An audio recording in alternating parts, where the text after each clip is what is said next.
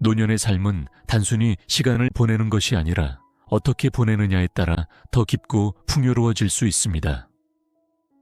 대부분의 중장년층은 은퇴 후 오히려 시간을 어떻게 써야 할지 몰라 막막함에 빠지곤 합니다. 익숙했던 일상에서 벗어나 갑작스럽게 찾아온 자유는 때때로 족쇄처럼 느껴지기도 합니다. 놀아도 하루 이틀이지, 이제는 여행도 더 이상 새롭지 않아 라는 말을 자주 듣는 이유도 바로 여기에 있습니다. 실제로 많은 노년층이 은퇴 후 무료함과 허무함을 느끼며 하루하루를 지루하게 보내는 경우가 많습니다. 통계에 따르면 65세 이상인 노인의 약 80%가 TV 시청을 주된 취미 활동으로 꼽았습니다. 이는 그만큼 다른 활동이 부족하거나 새로운 것을 시도하는데 어려움을 느끼고 있다는 것을 보여줍니다. 하지만 노년은 단순히 시간을 흘려보내는 시기가 아닙니다. 오히려 새로운 것을 배우고 자신만의 삶의 가치를 재발견할 기회로 삼아야 할 시기입니다. 노년을 풍요롭고 의미 있게 보내기 위해서는 자신의 관심사와 적성에 맞는 취미를 찾는 것이 중요합니다.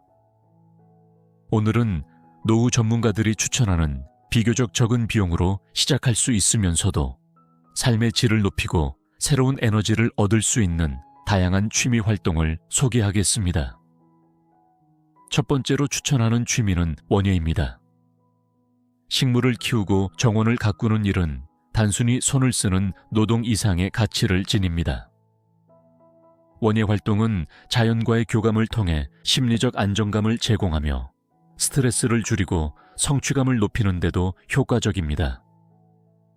식물이 자라는 모습을 지켜보며 생명의 순환을 느끼는 경험은 노년기에 큰 위로와 만족을 줍니다. 작은 화분에서 시작하여 점차 실내 화초나 허브를 키워보는 겁니다. 경험이 쌓이면 텃밭을 가꾸며 채소나 과일을 재배하는 것도 추천합니다. 자신이 기른 작물로 식사를 준비하며 느끼는 성취감은 그 어떤 활동보다 크며 건강에도 좋습니다. 원예는 실내와 실외 모두에서 즐길 수 있어 유연하게 선택할 수 있는 취미입니다. 두 번째로 추천하는 취미는 독서입니다. 독서는 노년기에 특히 중요한 활동으로 두뇌를 자극하고 인지 능력을 유지하는 데 큰 도움을 줍니다. 연구에 따르면 정기적으로 독서를 하는 사람은 그렇지 않은 사람보다 치매 발병 위험이 낮아진다고 합니다. 독서는 또한 정서적 안정감을 주고 세상에 대한 새로운 관점을 제공하며 내면의 세계를 확장시키는 데 도움을 줍니다. 독서는 특별한 준비물이 필요 없다는 점에서 접근성이 뛰어난 취미입니다. 하루에 10에서 20분씩 시간을 정해 좋아하는 주제의 책을 읽는 것만으로도 충분합니다. 나아가 책을 읽고 느낀 점을 정리하거나 독서 모임에 참여하여 다른 사람들과 의견을 나누는 것도 추천합니다. 독서를 통해 얻는 지식과 깨달음은 삶을 더 풍요롭게 만들어줄 것입니다. 세 번째로 추천하는 취미는 산책과 걷기입니다. 걷기는 특별한 장비나 기술 없이 누구나 할 수 있는 운동으로 노년기에 가장 추천되는 활동 중 하나입니다.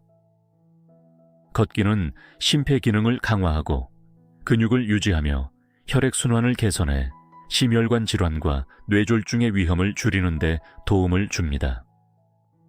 또한 걷기는 스트레스를 해소하고 우울증 예방에 효과적이며 수면의 질을 향상시키는 등 정신 건강에도 긍정적인 영향을 미칩니다. 산책은 단순한 운동을 넘어 자연과 연결될 수 있는 귀중한 시간이 됩니다. 매일 일정 시간을 정해 공원이나 숲길을 걸어보는 겁니다. 계절의 변화를 느끼고 나무와 꽃, 새소리를 가까이 하며 자연 속에서 마음의 평화를 찾을 수 있습니다. 혼자만의 시간을 즐길 수도 있지만 친구나 배우자와 함께 산책하면 대화를 통해 관계를 더욱 돈독히 할 수 있습니다. 걷기 활동을 통해 건강과 정서적 안정을 모두 얻을 수 있습니다. 네 번째로 추천하는 취미는 글쓰기입니다. 글쓰기는 단순히 생각을 기록하는 것을 넘어 자신의 감정을 표현하고 삶을 돌아보는 데 큰 도움을 줍니다. 글을 쓰는 과정에서 억눌린 감정을 해소하고 머릿속 복잡한 생각을 정리할 수 있습니다. 또한 자신만의 이야기를 글로 남기는 것은 후대에 자신의 삶과 지혜를 전할 수 있는 의미 있는 활동이 됩니다.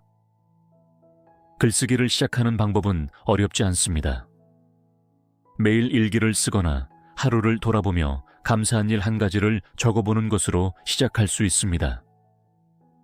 나아가 자신이 살아온 이야기를 기록해 자서전을 만들거나 블로그와 같은 디지털 플랫폼을 통해 다른 사람들과 공유하는 것도 좋은 방법입니다. 글쓰기 동아리에 참여하면 다양한 사람들과 교류하며 새로운 영감을 얻을 수 있습니다. 글쓰기는 개인적으로도 사회적으로도 의미 있는 취미가 될 수 있습니다. 다섯 번째로 추천하는 취미는 음악 감상과 악기 연주입니다. 음악은 우리의 감정을 위로하고 스트레스를 해소하며 삶에 활력을 불어넣습니다.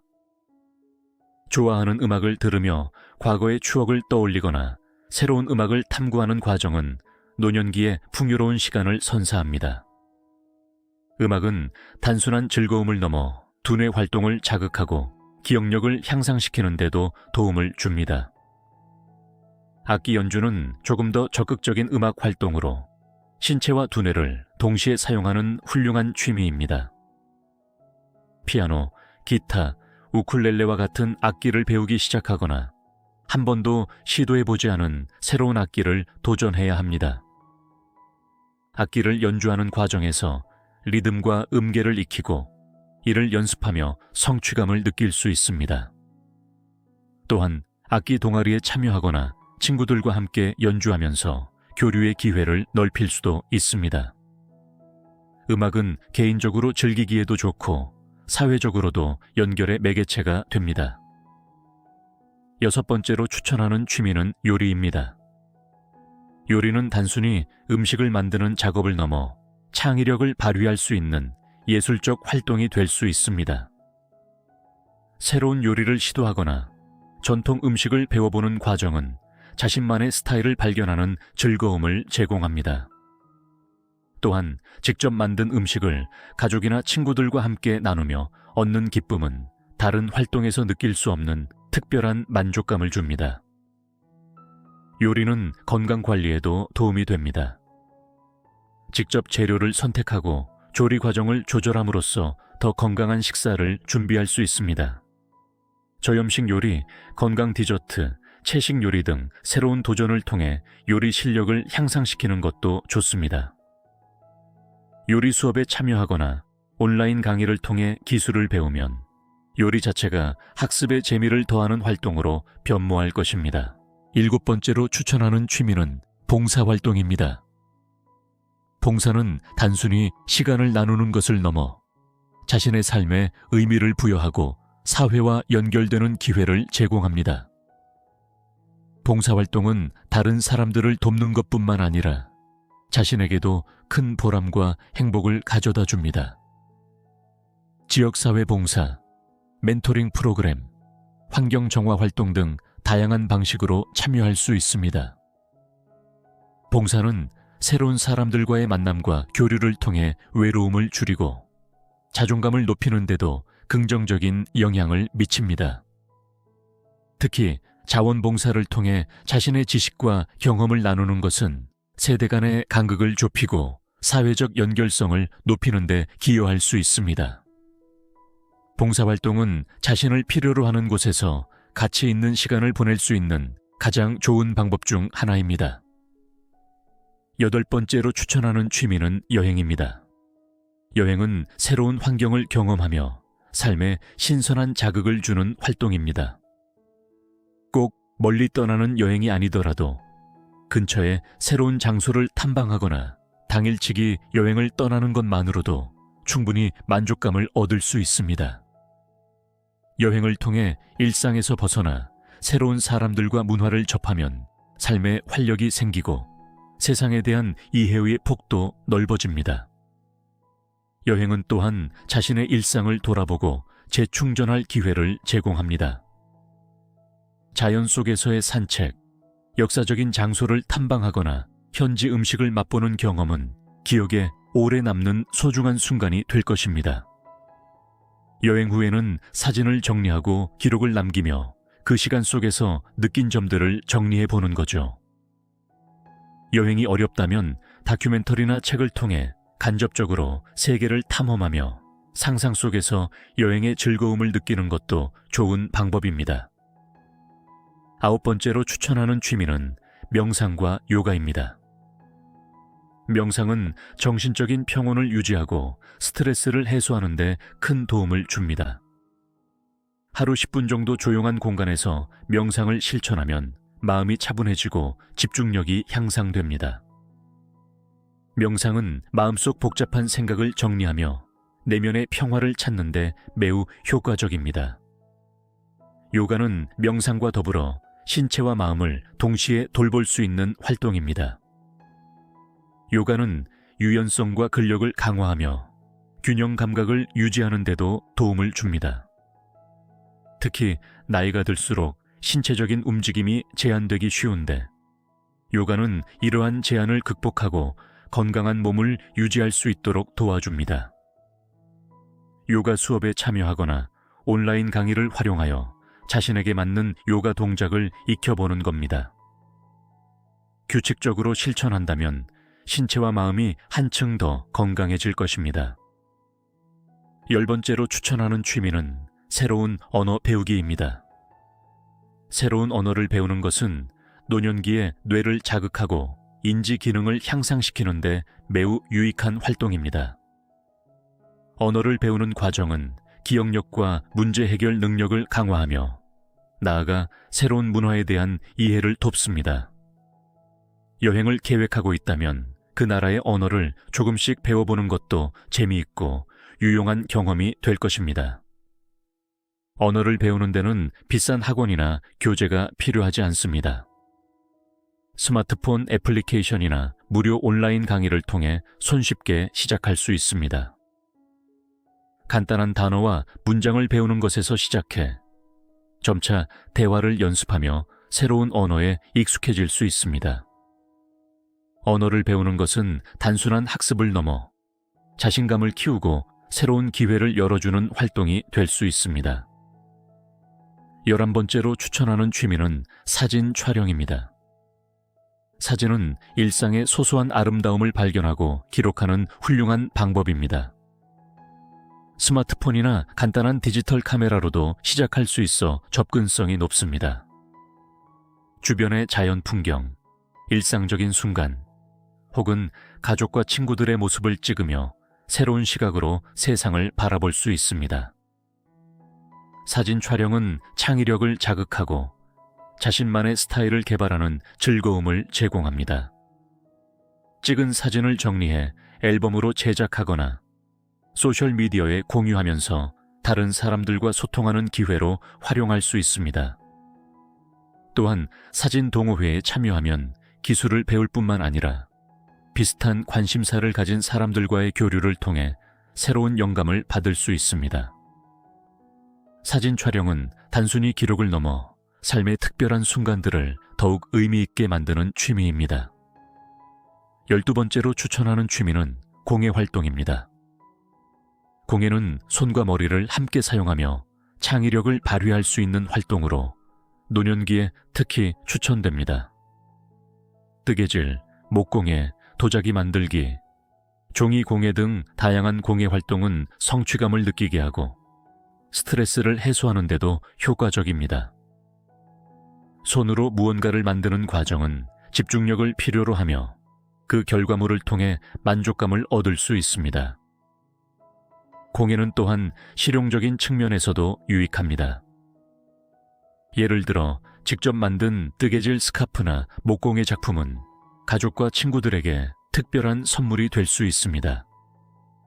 공예 교실에 참여하거나 유튜브 강의를 통해 새로운 기술을 배우는 것도 좋은 방법입니다.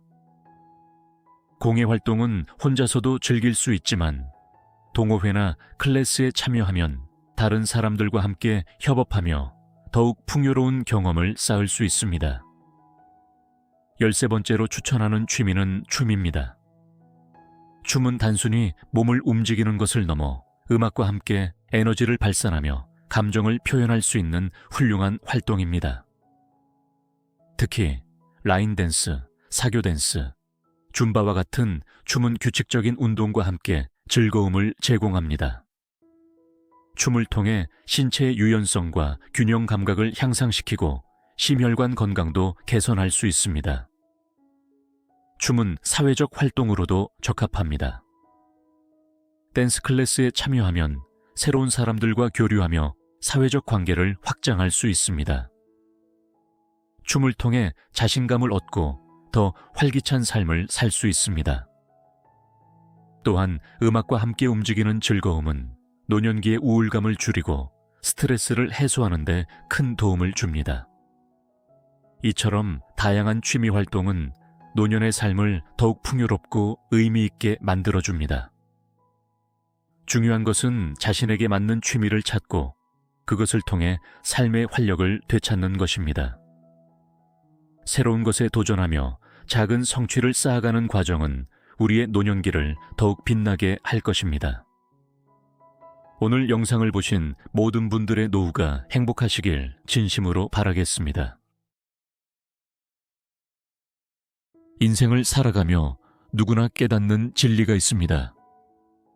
사람 노릇이 세상에서 가장 어려운 일 중 하나라는 사실입니다. 자식 노릇, 부모 노릇, 부부 노릇, 친구 노릇 등 모두 내 뜻대로 되지 않습니다. 아무도 우리의 삶을 대신 살아주지 않고 책임져 주지도 않습니다.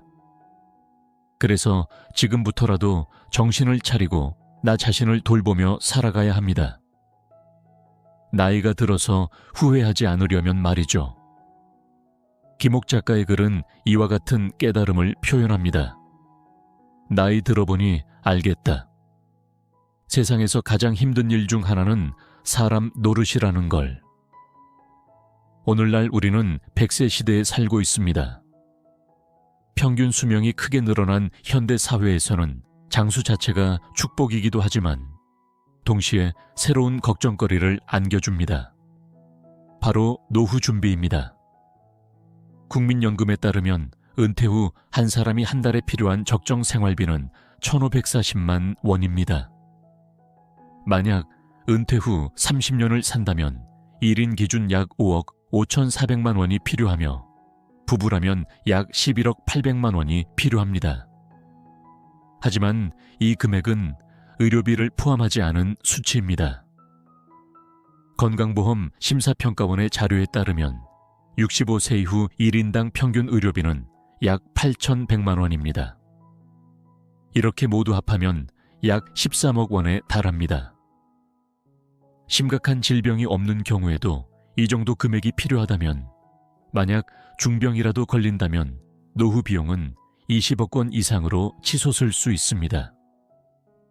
이런 상황에서 적어도 13억 원은 준비해야 비참하지 않은 노후를 보낼 수 있습니다.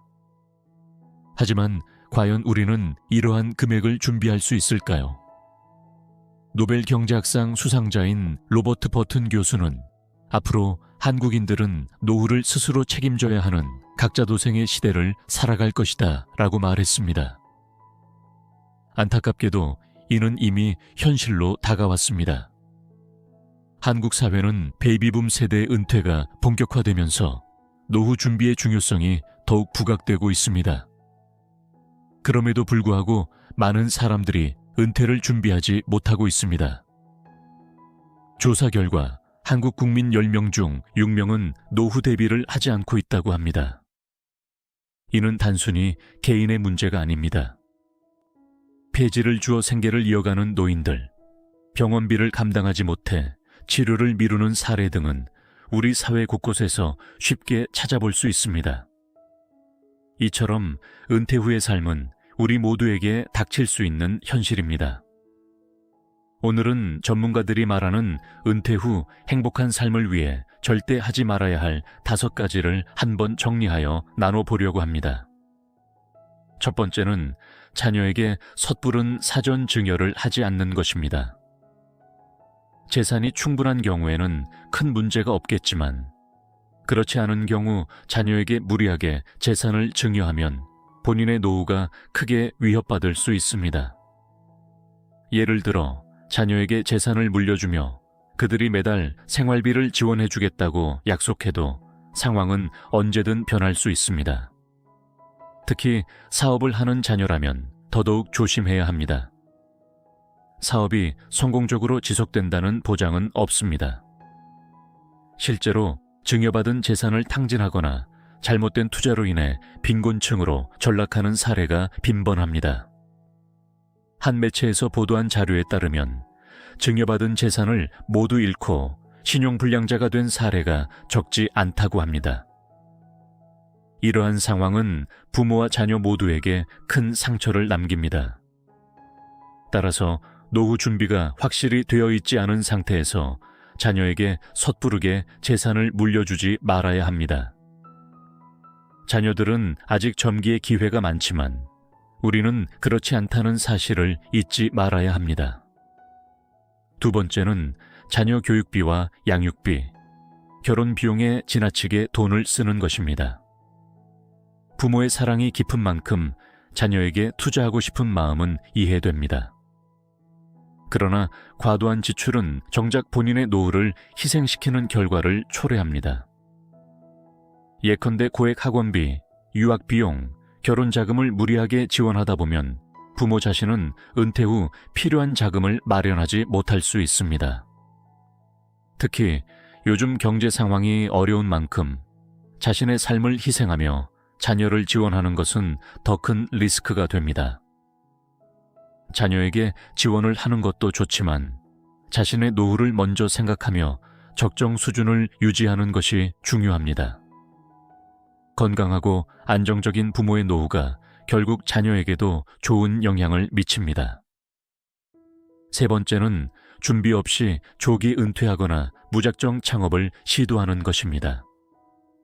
많은 사람들이 직장 생활을 조기 종료하고 새로운 삶을 꿈꾸지만 준비되지 않은 상태에서의 은퇴는 위험천만한 선택입니다. 최근 통계에 따르면 자영업 폐업률은 무려 80%에 달하며 창업 후 5년 내 99%가 문을 닫는다는 조사 결과가 있습니다. 특히 전문성이 부족한 상태에서 퇴직금 등 전 재산을 투자해 창업에 도전하는 것은 매우 위험합니다. 프랜차이즈 창업 역시 섣불리 시작하면 큰 실패로 이어질 수 있습니다. 반짝 인기를 끄는 브랜드들은 금방 사라질 수 있으며 본사와의 계약이 해지되지 않아 갈등을 빚는 사례도 많습니다. 창업을 고려한다면 반드시 철저한 준비와 시장 조사가 선행되어야 합니다. 네 번째는 무리한 주식 투자입니다. 최근 들어 주식 투자는 필수 재테크 수단으로 여겨지고 있지만 은퇴 후에 주식을 시작하는 것은 특히 위험합니다.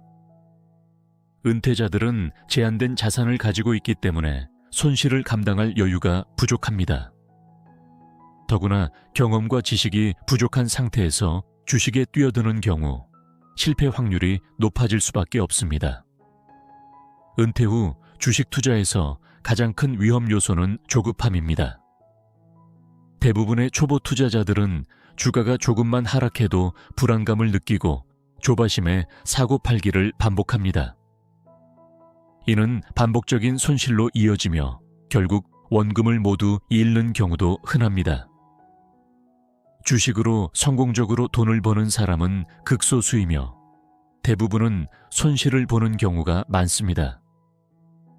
따라서 은퇴 후에는 돈을 불리기보다는 현재 자산을 안전하게 지키는 데 초점을 맞춰야 합니다.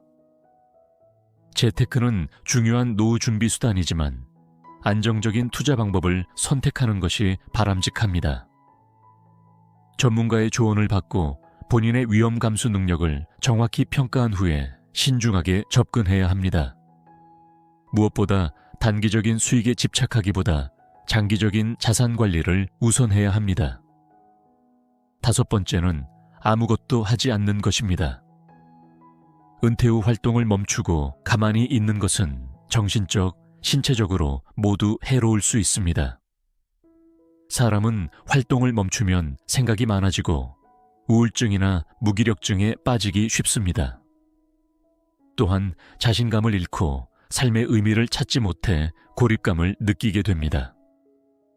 이런 상태가 지속되면 건강도 빠르게 나빠질 수 있습니다.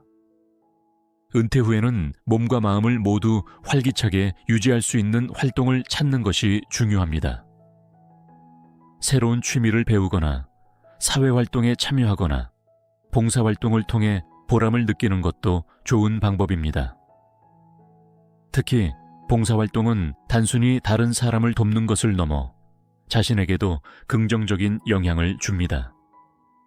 연구에 따르면 봉사활동을 꾸준히 하는 사람들은 그렇지 않은 사람들보다 신체적, 정신적으로 건강 상태가 더 좋은 것으로 나타났습니다. 봉사활동은 스트레스를 줄이고 우울증 예방에 효과적이며 사회적 관계를 확장할 수 있는 기회를 제공합니다. 새로운 사람들을 만나고 규칙적인 생활 패턴을 유지하며 자신감을 얻을 수 있는 활동은 노후의 삶을 더욱 풍요롭게 만들어줍니다.